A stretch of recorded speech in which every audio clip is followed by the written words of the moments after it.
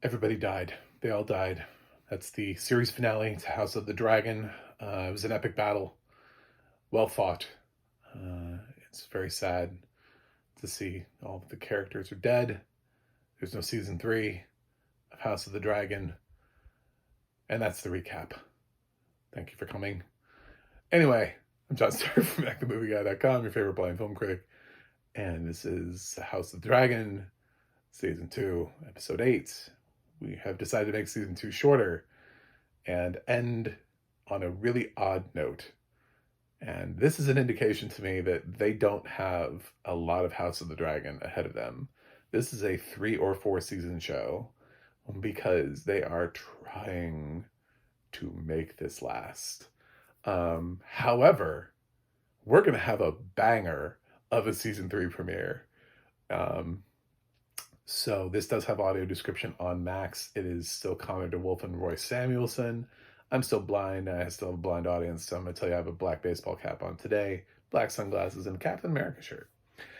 So, yeah, I've seen some of the feedback. I kind of watched this like the next morning because of I like the audio description, and I want to make sure the audio description is there. So I watched this a little bit after everybody else, not live. I don't know. Can we do it live on Max with audio description? I don't even know if that's a thing. But for audio description purposes, yeah, I watched this on Monday morning. But it is, it's pretty excellent. I liked it. A lot of people didn't like it for various reasons. One of which is the fact that nothing happens. One of which is the fact that essentially, and I saw all these things. And this is on HBO because I was seeing a lot of promotional material that was like there can only be one. Pick one. Like literally, like my Max app like stopped me before I could pick anything, and I had to like pick like a Game of Thrones, like who was gonna rise, and I was like, well, I mean, historically we know who's going to rise. This series is set in the past, not the future. So, I mean, it's not really up to us. That would be cool if it was. Like, if they just suddenly allow us to change and the Mad King ends up being somebody else completely, and we just, like, all of the history that came before, Daenerys and everybody else, just kind of just goes away. But, yeah, also, I heard from some other recappers that Daenerys was featured. I don't know how, I don't know where, but I didn't get it. So I didn't pick up on it. Maybe there was like a mention, like a name drop. I did not get the Daenerys Targaryen reference, if that was in there. Missed that one. So where do I even start with this?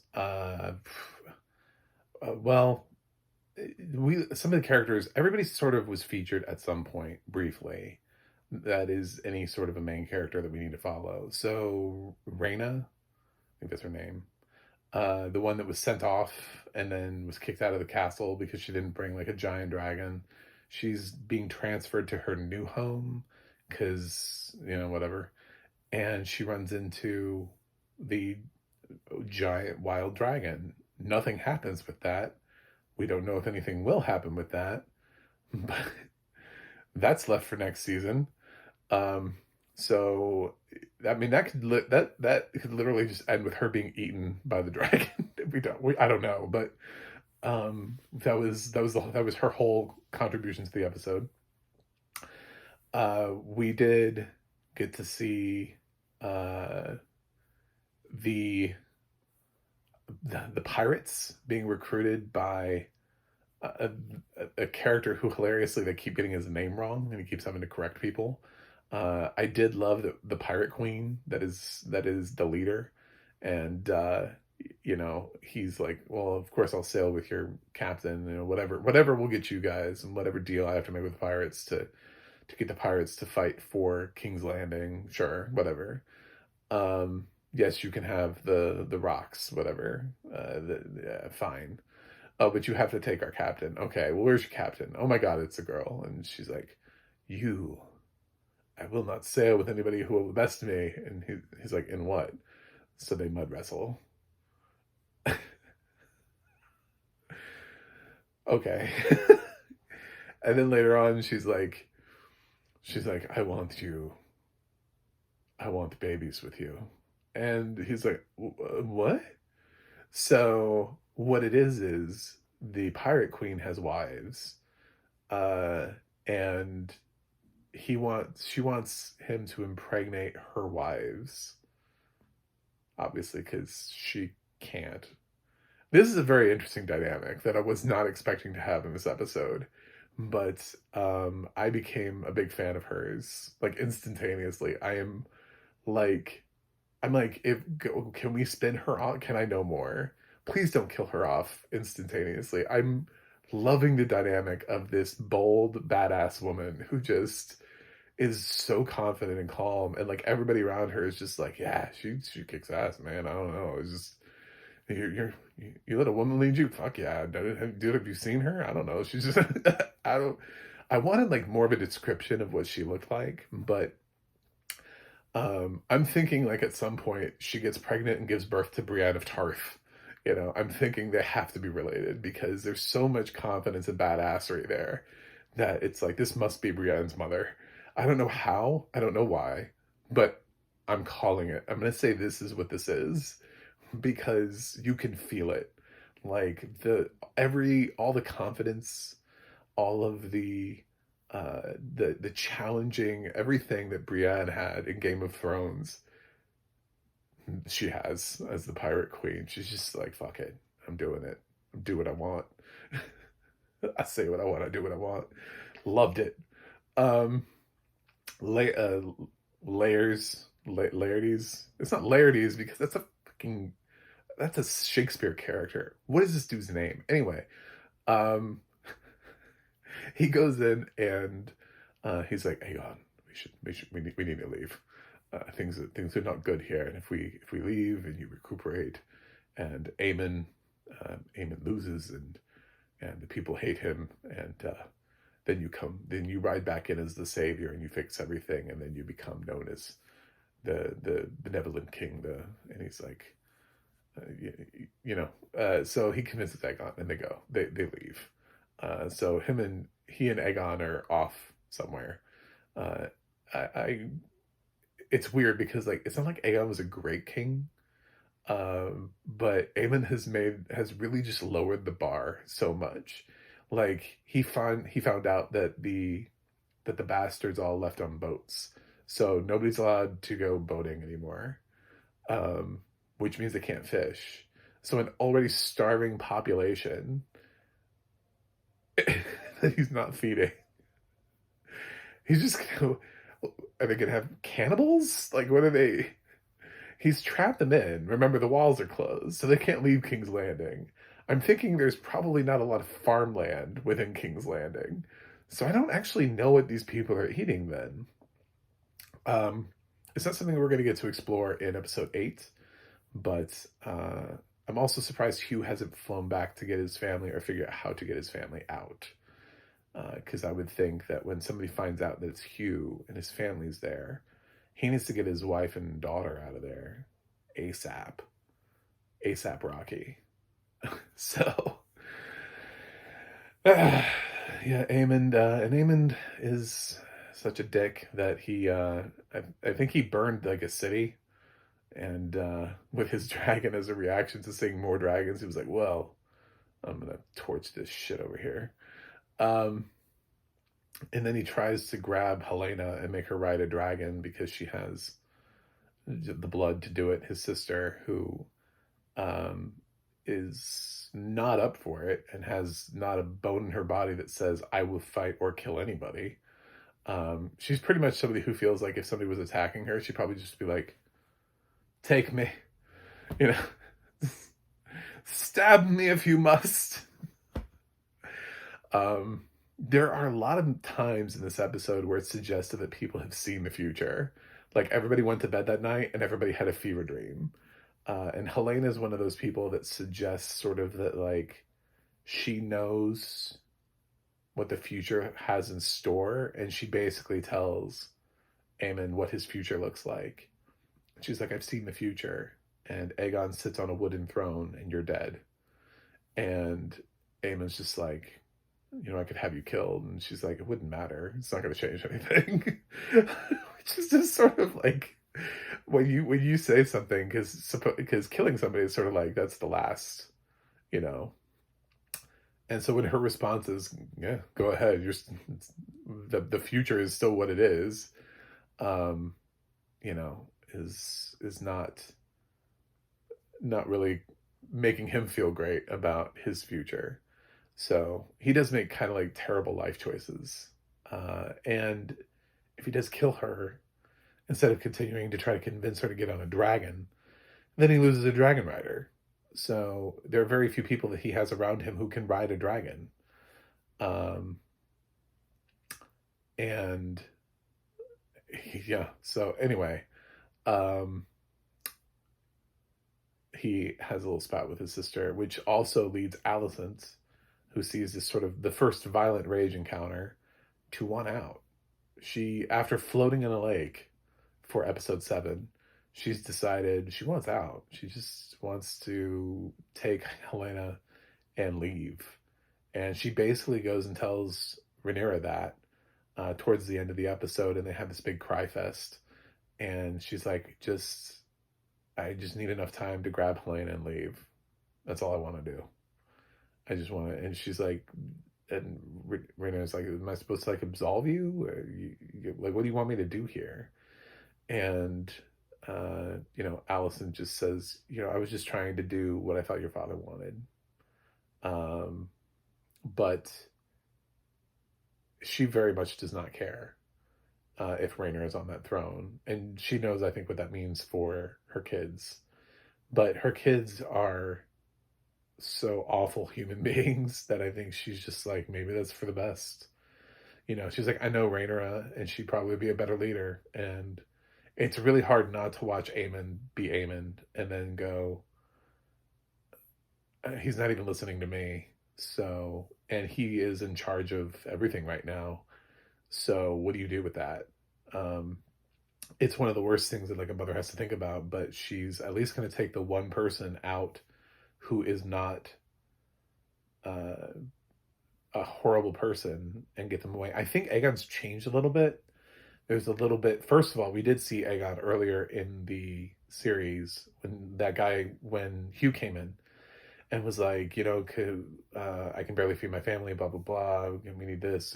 Or there's the sheep too. Remember the thing about the sheep. So, and he was like willing to be reasonable and listen to people and have them come in. And actually he wanted to be a king. He actually wanted to aspire to be something like his father. And I think that's still in there. And especially now that he has had that, he will have a chip on his shoulder absolutely to certain people. And if he ever comes back and Aemon's still alive and he has any sort of power at all, there's going to be a problem. But, and since Helena knows what Aemon did and calls him out on it, I don't know. I feel like Aemon just doesn't seem like somebody who can make it for very long. Even on my own social media, I posted, I was like, these are the 5 characters I would like to see survive the finale. And these are the 5 characters I'd like to see die in the finale. And Aemon was like number 1. I was like, I'm just done. I'm done with him. He's just like, where do you take this character? Like, he would have to have the same sort of like revelation that Aegon does, but he's not tied to anybody. He's not like, what is he? He has one person who he hasn't gone back to since becoming regent. We haven't seen him go and have cuddle time with his female sponsor.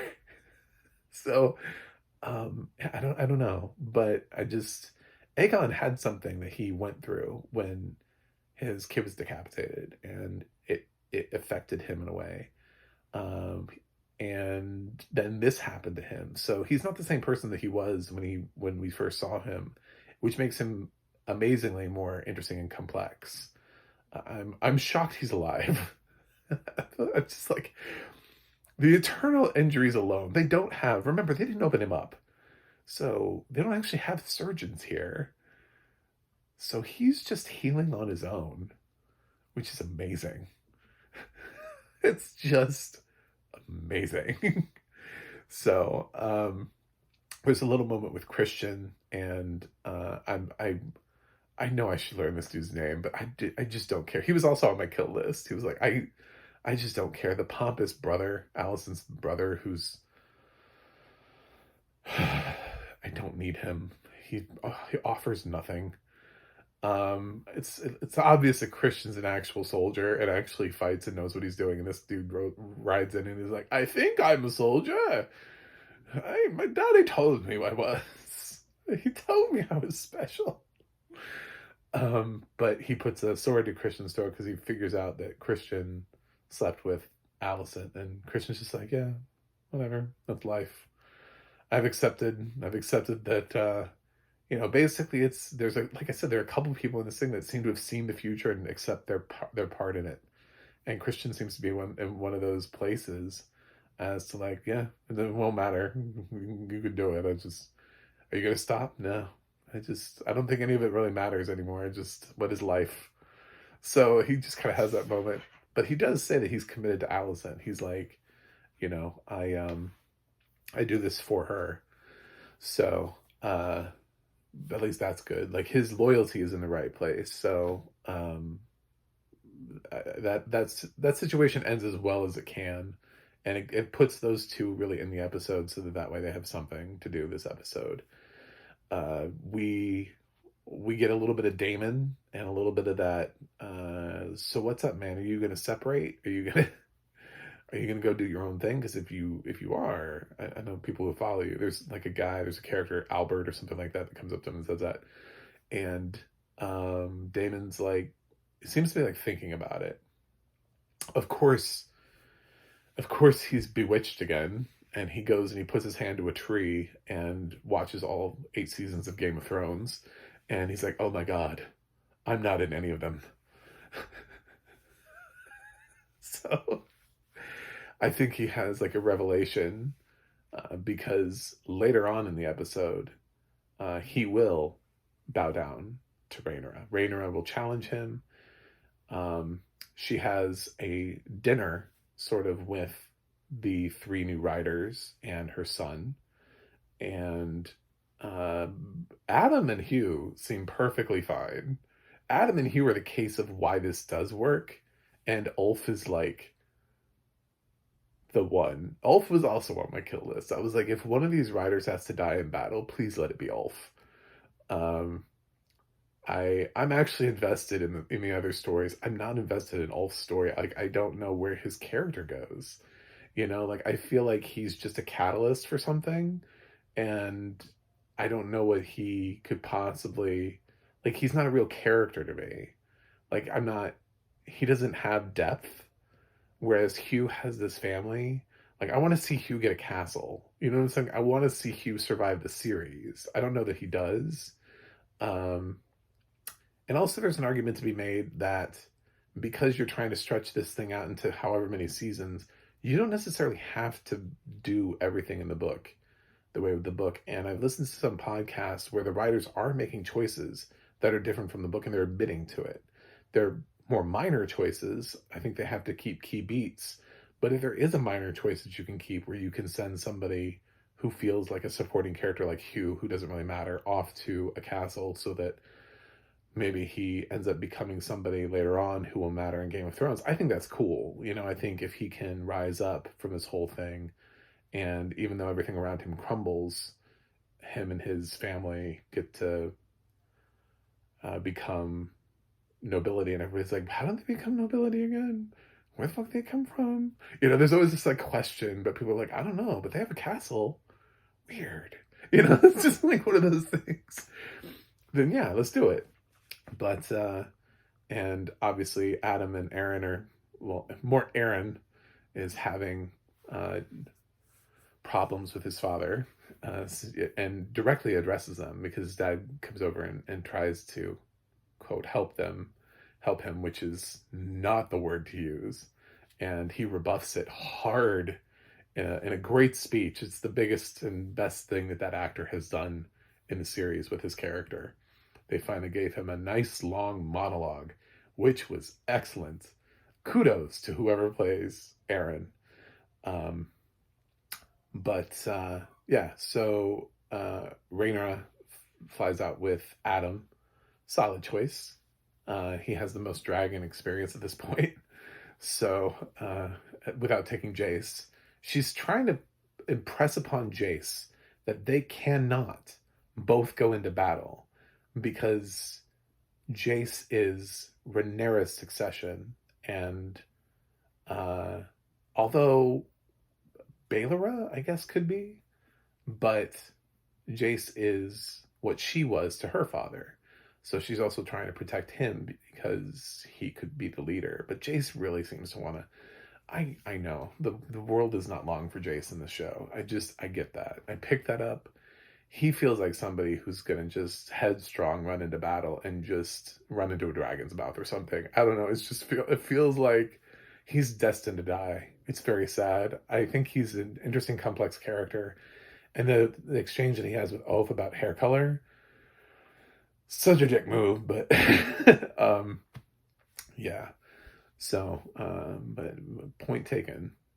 Anyway, because Jace sees these people as less than, and it's like, are they? Are they really less than? You know, I mean, the only difference is, they were acknowledged that like parentage was given to them, whereas it was denied to the others. So any one of those others could have been noble if somebody had just owned up to it and said, you are a part of this bloodline. You deserve to be here. That's the only thing that changes really where their standing in society is. So, I don't know. I thought it was an interesting show. And then like the whole final part of it is just like building to something. It feels like we're going to get like, it feels like if you had told me that there was an episode 9 and 10, it was just like an extended battle sequence, like a part 1, part 2, like the battle of something, part 1, and then the battle of something, part 2, I would have believed you because it feels super epic.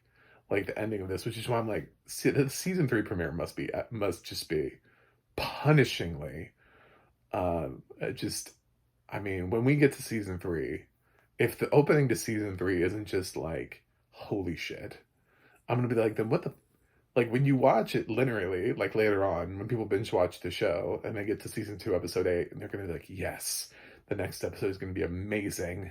So it has to be. You can't just start season 3, episode 1 with like, we're back at the table, we're talking again, and we've lost all of the momentum that we built up at the end of the episode. It's just, there's none. We're just, let's talk some more so that we can make this show last as long as humanly possible. And I get that that's exactly what they're trying to do. What they're trying to do. I think a lot of people who are criticizing this finale are missing that. They want to get maybe a 4th season of this show. I think when you look at the fact that Game of Thrones spanned multiple books and they still ran past where George R.R. Martin had written and had to start forming their own plot to the series and making decisions for the characters. And that was 8 seasons. You know what I'm saying? Like that's like a 10 episode seasons, 8 seasons. It's like 80 episodes. I don't know if that's exactly right, but I'm just gonna say that ballpark for purposes of this argument. We're already 18 into just this one snippet of time. So if you want to try to get 4 seasons, what you have to do immediately is drop the count from 10 to 8 and then stretch. I don't know if we're trying to stretch and just get 3 seasons out of a show that was probably 2, or if we're trying to get 4 seasons out of a show that could be 3. But we're trying to get an extra season out of this show. This is Stranger Things. This is when the Duffer Brothers say, yeah, we'll do 4 seasons, and Netflix is like, no, you'll do 5. Get in there and make that 5th season. You know, I mean, that's what this is. So whatever their original thought plan was for the show, they're trying to get one more season out of this. I know they have another Game of Thrones spinoff coming, so it's possible that they're just waiting for that to kind of land, and then they can let House of the Dragon go after maybe 3 seasons. I mean, it worked for Succession. Nobody thinks anything less of Succession. So, but yeah, I didn't hate the finale as much. I thought it built up to something.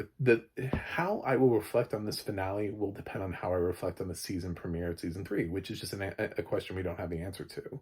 So I'm not that mad at it. I will be mad at it if they build us up to nothing, and then season 3 begins with like conversation, and then more conversation, and then some more conversation, and then Allison floating in a lake. I'm gonna be like, fuck this show. Stop just doing dumb things so that you can have as many episodes as humanly possible. No one died. That was a huge joke, by the way, at the beginning of the thing. And in many ways, that's subversive. That's incredibly subversive for a Game of Thrones series in a season finale. No one died. I didn't catch. Did you catch a death? I didn't catch a death. I didn't see anybody. Anybody die? Maybe there was like a peasant that like fell off of a roof in the background somewhere, but no, they're all still here. Everyone survived the finale. So we actually gained characters. We gained the Pirate Queen. We got like more people. So